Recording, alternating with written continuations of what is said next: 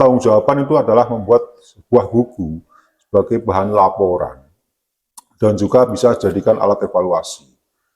Alat evaluasi untuk selanjutnya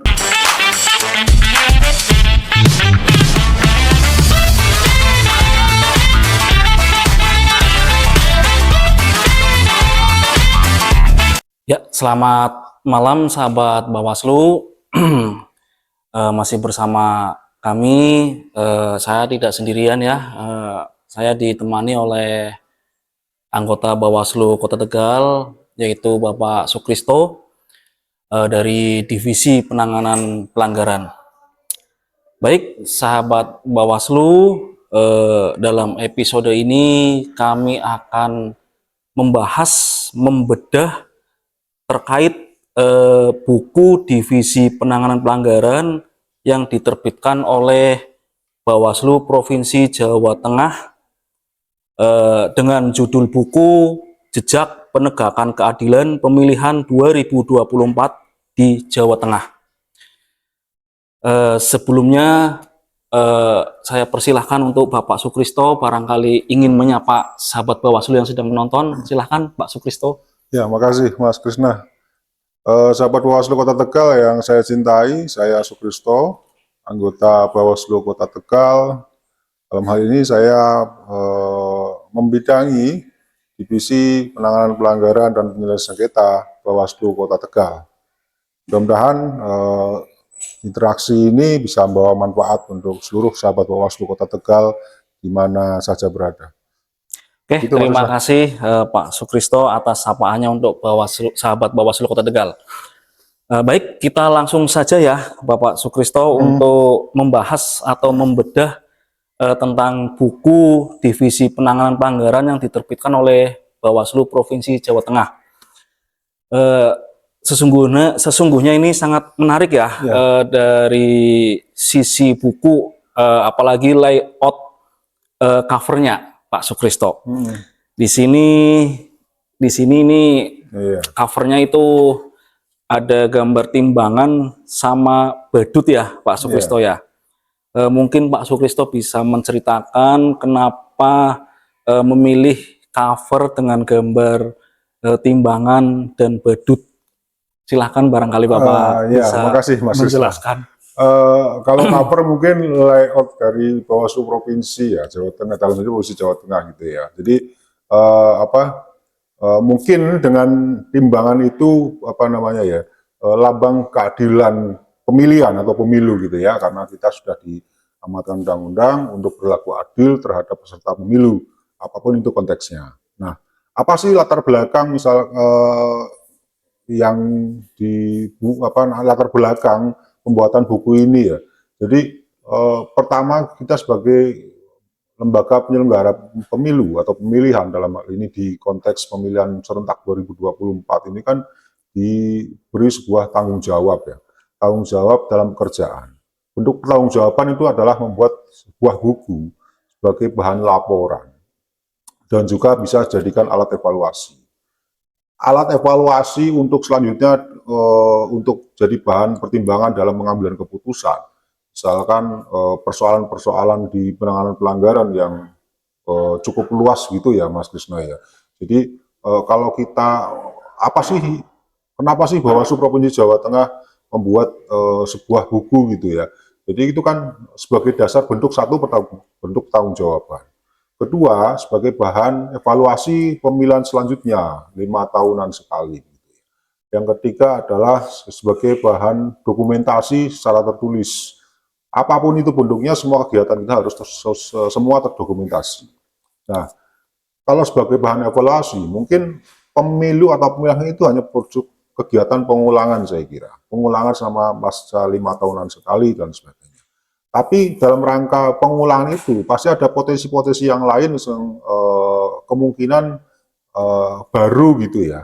Kemungkinan baru dalam pemilihan-pemilihan berikutnya. Jadi ini kalau saya sebut sih sebagai bahan evaluasi, termasuk bisa menjadi bahan inventarisir persoalan-persoalan pemilu atau pemilihan saat ini tahun 2024 yang nanti akan kita evaluasi kembali atau kita bedah kembali sebagai pijakan dasar fondasi nanti dalam penanganan pelanggaran di pemilihan berikutnya. Gitu Mas Krisna ya.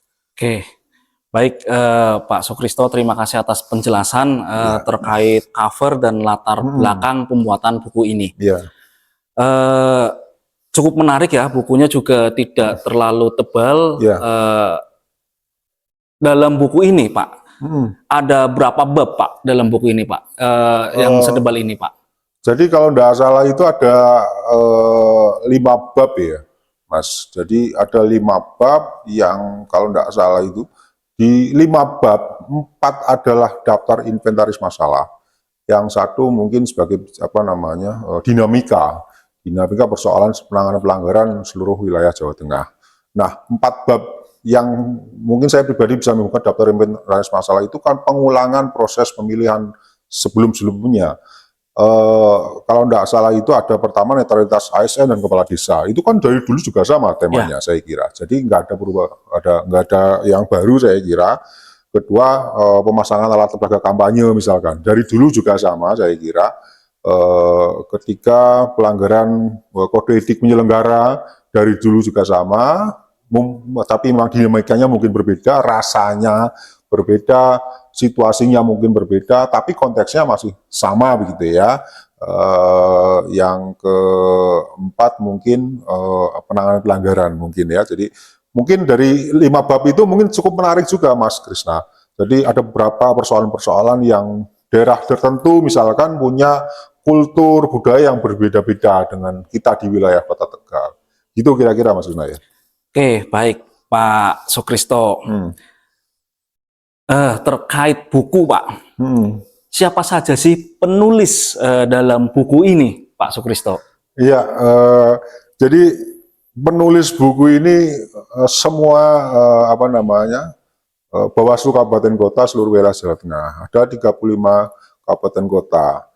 Siapa penulisnya? Kodim Penanganan Pelanggaran dan Data Informasi di 31 kabupaten kota Jawa Tengah dan 4 koordinator divisi penanganan pelanggaran dan penyelesaian sengketa di 4 kota Jawa Tengah.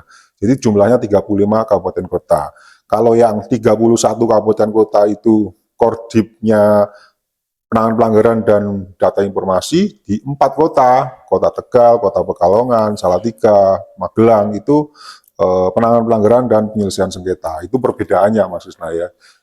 Karena di penyelesaian sengketa, penanganan pelanggaran dan penyelesaian sengketa itu kodenya cuma pimpinannya ada 3 orang, yang lain 5 orang, gitu bedanya, Mas. Oke, berarti memang ada perbedaan dalam pengampu divisi ya, betul, Pak Sukristo ya, betul. Antara 31 kabupaten kota dan 4 kabupaten kota. Betul, betul. Oke. Baik, menarik juga ini, 35 kabupaten kota itu menulis dan tertuang dan jadilah buku jejak penegakan keadilan pemilihan 2024 di seluruh Jawa Tengah gitu ya, Pak Sukristo.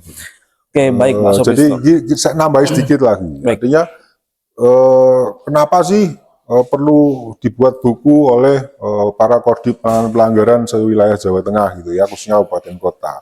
Ini untuk menceritakan sebuah peristiwa terkait penanganan pelanggaran di wilayah kabupaten kota se-Jawa Tengah, gitu ya. Jadi kalau mungkin kabupaten yang lain dengan kabupaten mungkin konteksnya berbeda. Artinya saya tadi kembali di awal menyatakan bahwa konteks budaya, geografis, tingkah laku SDM itu sangat mempengaruhi dalam proses penegakan hukum pemilihan, terutama di penanganan pelanggaran. Itu sangat berpengaruh sekali, Mas Krisna. Jadi ada beberapa wilayah-wilayah yang mungkin dikategorikan rawan pelanggaran pemilihan dan lain sebagainya, dan ada yang tingkat medium dan sedang dan tidak rawan. Itu mungkin makanya dikumpulkan seluruh 35 kabupaten kota untuk menggambarkan sebuah peristiwa kaitan dengan penanganan pelanggaran. Apa sih yang terjadi dalam proses pemilihan serentak itu di tahun 2024 sehingga muncul buku Jejak Penegakan Keadilan Pemilihan di 2024 yang dikeluarkan oleh Bawaslu Provinsi Jawa Tengah. Itu, Mas. Oke, Pak Kristo, berarti memang dari 35 kabupaten kota itu mempunyai cerita masing-masing ya, Pak ya? Persis, betul. Cerita masing-masing yang ditampung dalam buku ini ya, Pak ya? Betul, betul. Oke, baik Pak, menarik juga Pak. Untuk buku setebal ini berapa halaman sih Pak? Kalau nggak salah itu 210 ya, kalau nggak salah itu. 210 yang tadi menceritakan berbagai persoalan-persoalan penegakan hukum di pemilihan tahun 2024, khususnya penanganan pelanggaran gitu ya, dengan berbagai cerita latar belakang dan lain sebagainya. Jadi kalau kita baca, sangat menarik, Mas Krisna. Jadi persoalan-persoalan di daerah-daerah itu saya kira cukup menarik lah dan cukup unik. Jadi alur proses penanganan pelanggaran terjadi sebuah peristiwa, misalkan pelanggaran netralitas ASN dan kepala desa, terutama di kabupaten-kabupaten yang masih terdapat desa-desa yang letak geografisnya cukup jauh dari pusat kota, itu kan proses penanganan pelanggarannya cukup menarik juga. Itu, Mas. Baik Pak, dari 210 halaman, apa sih yang menarik dalam buku Jejak Penegakan Keadilan ini, Pak Sukristo? Oh ya, tentunya banyak ya. Jadi saya kira semuanya tulisan dari kawan-kawan Kodim penanganan pelanggaran itu semuanya cukup menarik dan menjadi bahan evaluasi juga, bahan evaluasi pijakan begitu ya. Intinya dikemas secara menarik dan unik lah saya kira. Jadi kalau di beberapa tulisan-tulisan kawan-kawan terkait, saya cerita kembali ya, persoalan penanganan pelanggaran, misalkan di daerah Demak, tidak hadir gara-gara harus tandur padi, tidak hadir dalam proses pemeriksaan dan lain sebagainya, itu kan cukup menarik juga saya kira. Beberapa daerah kabupaten kota yang dalam proses penegakan penanganan pelanggaran, persoalan-persoalan yang hambatan-hambatan gitu ya, jadi ada yang di demo dan lain sebagainya, itu kan mungkin cerita-cerita menarik yang menjadi bahan evaluasi kita bersama di pemilihan 2024 terjadi sebuah peristiwa A sampai dengan Z, cerita-cerita menarik dari kawan-kawan Kodim PPS Jawa Tengah gitu, Mas. Baik Pak, berarti memang sungguh menarik ya Pak ya dalam saya kira menarik, jumlah 35 kabupaten kota di Jawa Tengah ini dengan cerita yang sangat berbeda, masing-masing dan kondisional kabupaten kota masing-masing ya Pak ya. Betul. Baik Pak, dalam buku ini Pak, apakah Bawaslu Kota Tegal sendiri juga menceritakan dalam buku yang dikemas ini Pak? Ya tentunya karena ini kan tulisan dari kawan-kawan Kodim penanganan pelanggaran Jawa Tengah gitu ya. Jadi Bawaslu Kota Tegal juga dimintai untuk mengirimkan sebuah tulisan terkait dengan pengawasan selama tahapan pemilu tahun 2024. Yang tahapan yang kita sebagai PIC adalah tahapan kampanye, masa tenang dan rekapitulasi. Itu kan dari 3 tahapan itu kita sebagai PIC yaitu sebagai leader dalam proses pengawasan di sektor itu. Nah, beberapa cerita menarik di Bawaslu Kota Tegal terkait dengan politik uang ya, Mas Krisna. Mungkin ini sebuah proses pengulangan 5 tahunan sekali saya kira. Betul, Pak. Terkait dengan politik uang. Alhamdulillah netralitas ASN, netralitas perangkat desa, kalau kita tidak ada desa gitu ya, perangkat kelurahan dan sebagainya memang tidak ada gitu ya. Jadi tidak ada laporan ke kita terkait dengan netralitas aparatur sipil negara, terus kelurahan, dan lain sebagainya.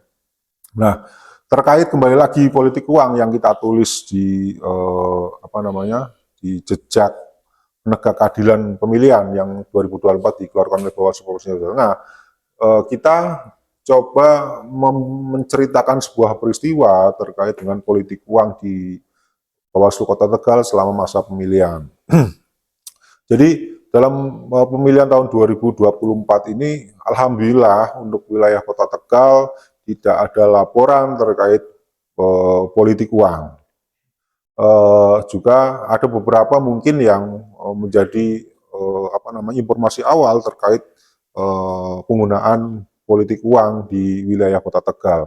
Tapi berbagai informasi itu kita telusuri dan sebagainya sampai pada kesimpulan bahwa unsurnya tidak terpenuhi dan sebagainya. Nah, apa sih upaya-upaya Bawaslu Kota Tegal untuk meminimalisir sebuah peristiwa terkait dengan money politik atau politik uang? Pertama adalah sosialisasi, Mas Krisna. Jadi melakukan sosialisasi sembari mengedukasi terkait dengan penanganan pelanggaran, apa yang boleh dan apa tidak boleh selama masa tahapan kampanye, masa tenang, dan rekapitulasi. Kita sampaikan secara masif pada masyarakat Kota Tegal dengan menggandeng stakeholder terkait, artinya bisa dari kejaksaan, bisa dari kepolisian untuk mengedukasi masyarakat dan mengajak seluruh peserta pemilihan dan tim suksesnya untuk bisa menjaga kondusivitas selama masa pemilihan tahun 2024. Kita jaga betul itu dengan berkomunikasi yang intens dengan tim pemenangan, tim LO atau sebutan lain lah, supaya betul-betul menjaga kondusivitas selama perhelatan pemilihan kepala daerah atau pemilihan tahun 2024. Jadi dengan menjaga kondusivitas itu, artinya semua elemen peserta penyelenggara masyarakat itu bisa bersatu, bisa menjaga kondusivitas itu supaya tidak jadi persoalan-persoalan nanti atau residu-residu pasca pemilihan. Nah, dengan melakukan edukasi, sosialisasi, pengawasan secara melekat dalam kampanye, dalam masa tenang, rekapitulasi, alhamdulillah wilayah Kota Tegal itu menghasilkan pemilu yang cukup bersih, cukup kondusif begitu ya, tidak ada persoalan. Itu tolak ukurnya tidak ada PHPU, Mas Krisna, pasca pilkada itu di wilayah Kota Tegal. Ya ini sih bukan cuma kerja Bawaslu saja, saya kira semua elemen masyarakat, penyelenggara, peserta itu menjadi punya peran serta masing-masing mensukseskan pemilihan tahun 2024. Itu Mas Krisna. Baik. Berarti memang semua elemen dari masyarakat, OPD terkait atau pemerintah daerah itu saling menjaga ya Pak ya. Persis. Supaya kondisi politik di Kota Tegal itu tenang dan memang dari sisi pelanggaran juga tidak ada ya Pak ya. Betul. Oke, baik. Jadi Pak bukan tidak nanti digeneralisir seolah-olah di Bawaslu Kota Tegal tidak ada pelanggaran. Itu salah juga saya kira. Jadi ada pelanggaran, ada saya kira, tapi itu bersifat administratif, etik dan sebagainya. Tapi secara pidana Bawaslu Kota Tegal tidak menangani itu karena tidak ada laporan dan tidak ada temuan, dan ada beberapa informasi awal tadi saya sempat di awal bahwa ada beberapa informasi awal yang masuk ke kita, keterlibatan misalkan orang yang semestinya tidak boleh terlibat dalam politik praktis terlibat. Kita telusuri betul-betul, melakukan penelusuran, klarifikasi dan lain sebagainya. Tapi tadi kesimpulan akhir bahwa itu tidak memenuhi unsur pelanggaran. Nah, pada persoalan pelanggaran yang terjadi di wilayah Kota Tegal, yang pertama adalah semaksimal mungkin kita melakukan pencegahan. Jadi saya ingat betul ya, masa tenang itu ada beberapa informasi awal yang masuk kita, ada informasi yang melakukan kumpul massa begitu yang diduga akan melakukan distribusi entah itu uang, entah itu materi lainnya begitu ya. sebagai langkah awal kita melakukan pencegahan, melakukan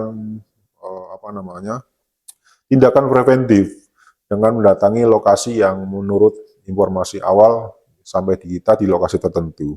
Nah, setelah sampai di situ memang ada beberapa orang-orang yang berkumpul begitu ya. Kita melakukan tindakan preventif, pencegahan dan sebagainya sambil mengedukasi tim sukses begitu supaya apa yang disampaikan oleh informasi awal bahwa ada distribusi di situ, distribusi bagi-bagi dan sebagainya. Jadi kita semaksimal mungkin melakukan pencegahan dari awal, tidak melakukan penindakan karena sesuai dengan Bawaslu sekarang adalah pertama melakukan pencegahan dulu sebelum penindakan. Artinya sini sesuai dengan hukum begitu ya, Mas. Ultimate remedium kalau tidak salah gitu ya. Jadi upaya terakhir pidana adalah upaya terakhir lah sebelum terjadi kita melakukan tindakan preventif dan pencegahan. Itu, Mas. Oke, baik Pak Kristo.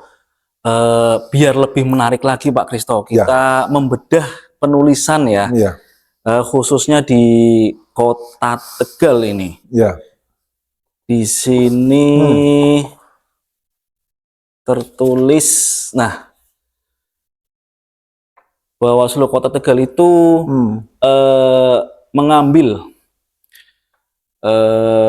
tulisan dengan tema itu atau judulnya itu upaya menciptakan zero politik uang, Pak Sukristo. Mungkin bisa sedikit dijelaskan Pak supaya mungkin sahabat Bawaslu bisa mudah menangkap atau untuk wawasan sahabat Bawaslu Kota Tegal. Silakan. Terima kasih Mas Krisna. Jadi kenapa kita mengambil itu ya, mengambil judul itu upaya supaya zero politik uang di Kota Tegal gitu ya. Jadi ini kan jadi semangat pencegahan yang luar biasa. Jadi kita berupaya pelanggaran-pelanggaran selama pemilihan itu tidak terjadi dalam perhelatan pemilihan serentak tahun 2024. Upayanya adalah tadi saya jelaskan di awal, secara masif kita melakukan sosialisasi, mengedukasi,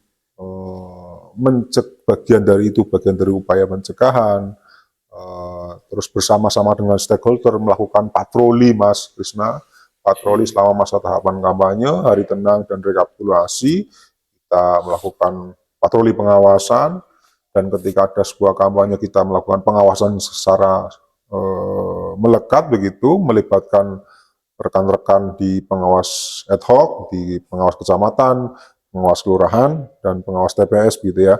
Jadi kita upayakan adanya pencegahan sebelumnya penindakan. Dari beberapa kawan-kawan pengawas ad hoc di tingkat kecamatan memang semaksimal mungkin ketika mengawasi secara melekat proses kampanye di wilayah-wilayah kecamatan masing-masing begitu ya, melakukan upaya pencegahan sedini mungkin.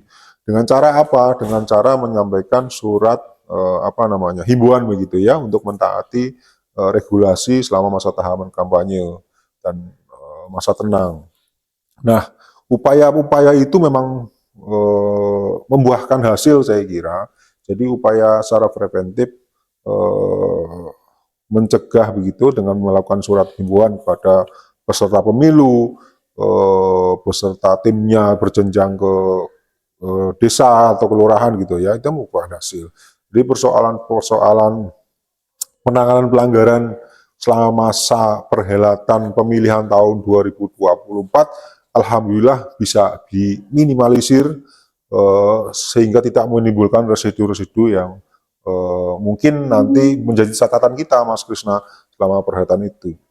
Jadi upaya itu menurut kami itu cukup berhasil.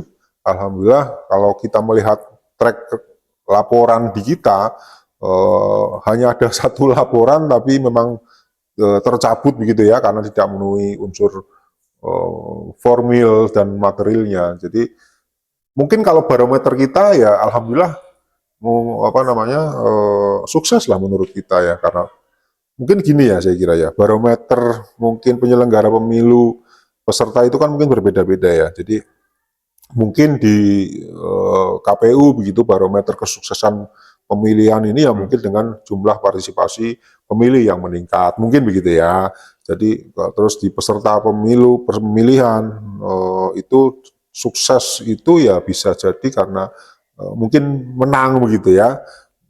Di kita sukses barometer pemilu adalah minimnya pelanggaran pemilihan serentak 2024. Ini mungkin hasil yang kita tuai begitu, hasil kerja keras kita masa tahapan kampanye, sebelum masa kampanye kita melakukan upaya-upaya pencegahan terkait dengan supaya tidak terjadi pelanggaran-pelanggaran dalam masa tahapan pemilihan, gitu Mas Krisna ya.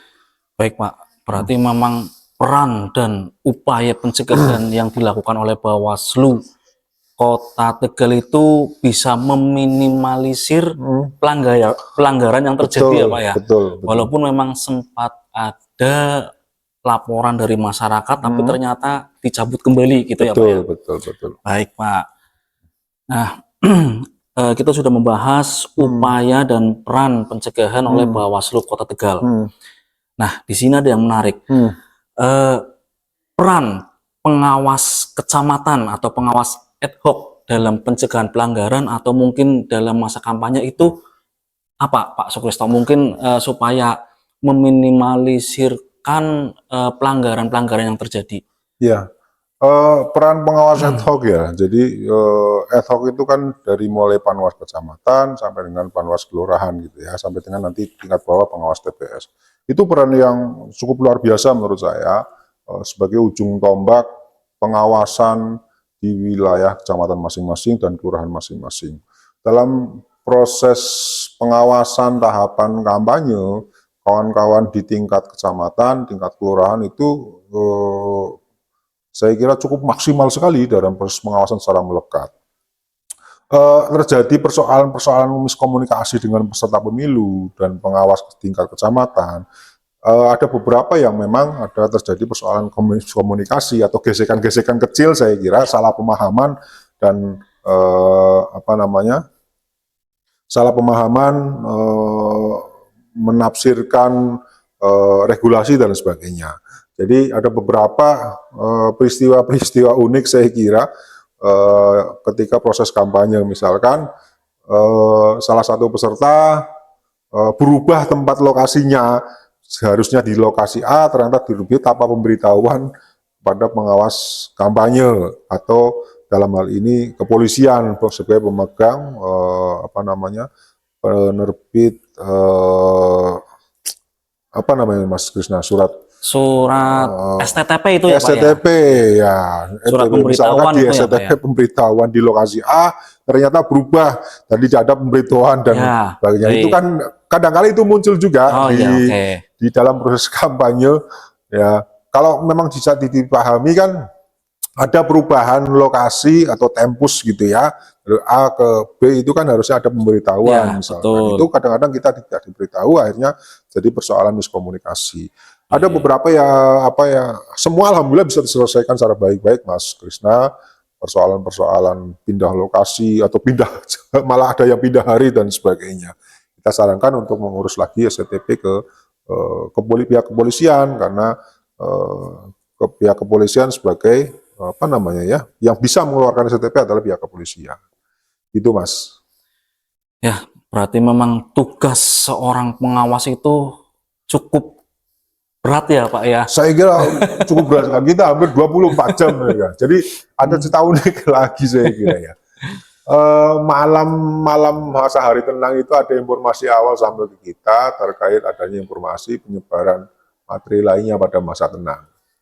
Dan kami kontak ke kawan-kawan panwas kecamatan untuk standby, untuk patroli secara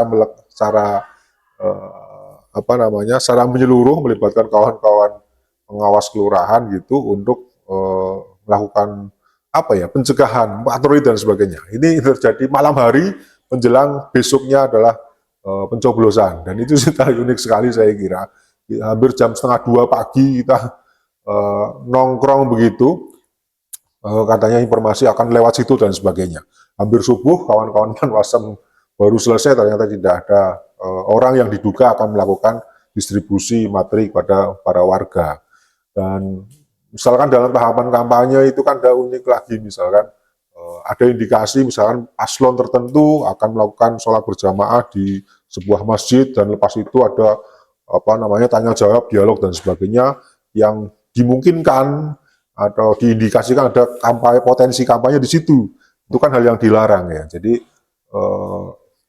kan akhirnya pengawas kecamatan harus bangun subuh-subuh untuk mengawal proses itu supaya tidak terjadi pelanggaran di tempat ibadah sebagai ajang kampanye. Itu kan ya luar biasa saya kira ya. Jadi luar biasa pengawas ad hoc membantu kami Bawaslu Kabupaten Kota, khususnya Kota Tegal, dalam untuk menegakkan sebuah keadilan dalam pemilihan tahun 2024 ini supaya tertib sesuai dengan regulasi yang ada.